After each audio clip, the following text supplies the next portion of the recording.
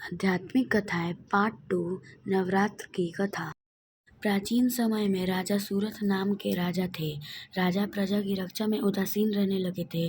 परिणाम स्वरूप पड़ोसी राजा ने उस पर चढ़ाई कर दी। सूरथ की सेना भी शत्रु से मिल गई थी।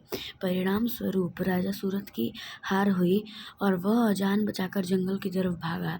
उसी वन में समाधि नामक एक बनिया अपनी स्त्री एवं संतान के दुर्व्यवहार के कारण निवास करता था।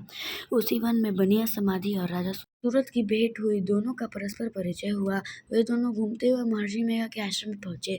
महर्षि मेघा ने उन दोनों के आने का कारण पूछा तो वे दोनों बोले कि हम अपने सगे संबंधियों द्वारा अपमानित एवं तिरस्कृत होने पर भी हमारे हृदय में उनका मुंह बना हुआ है।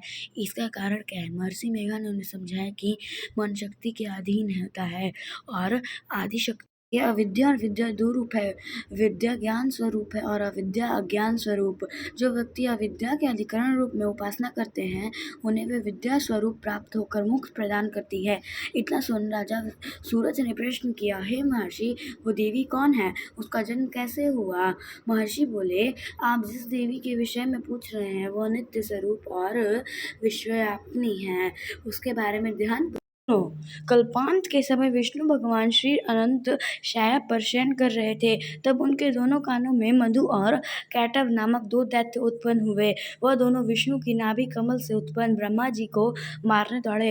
ब्रह्मा जी ने उन दोनों राक्षसों को देखकर विष्णु जी की शरण में जाने की सोची, परंतु विष्णु भगवान उस समय सो रहे थे। तब उन्होंने भगवान विष्णु को जगाने के हेतु उनके नयनों में निवास करने वाली योग निद्रा की स्तुति की।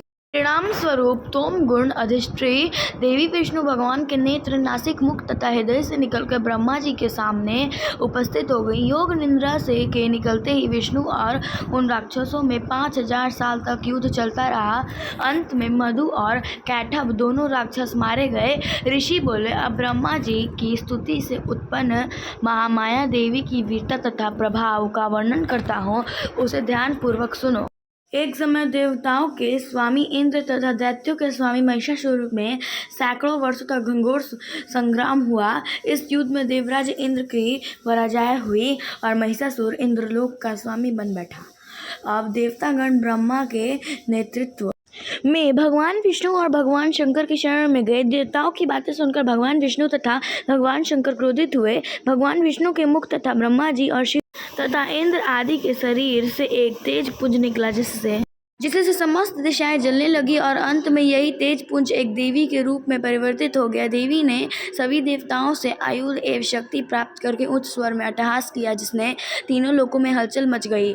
महिषासुर अपनी सेना लेकर इस सिंहानंद की ओर दौड़ा। उसने देखा कि देवी के प्रभाव से तीनों लोक आलोकित हो रहे हैं। महिषासुर की देवी के सामने एक भी चाल सफल नहीं हुई और वह देवी के हाथों मारा। आगे चलकर यही देवी शुंभ और निशुंभ राक्षसों का वध करने के लिए गौरी देवी के रूप में अवतरित हुई। इन उपरोक्त व्याख्यानों के अनुसार मेघा ऋषि ने राजा सूरथ तथा बनिया से देवी सतवन को विधिवत व्याख्या की। राजा और वणिक नदी पर जाकर देवी की तपस्या करने लगे। 3 वर्ष तक घोर तपस्या करने के बाद देवी ने प्रकट होकर उन्हें आशीर्वाद दिया। इसके वणिक संसार के मोह से मुक्त होकर आत्मा चिंतन में लग गया और राजा सूरथ ने शत्रुओं पर आक्रमण करने के विजय प्राप्त करके अपना वैभव प्राप्त कर लिया।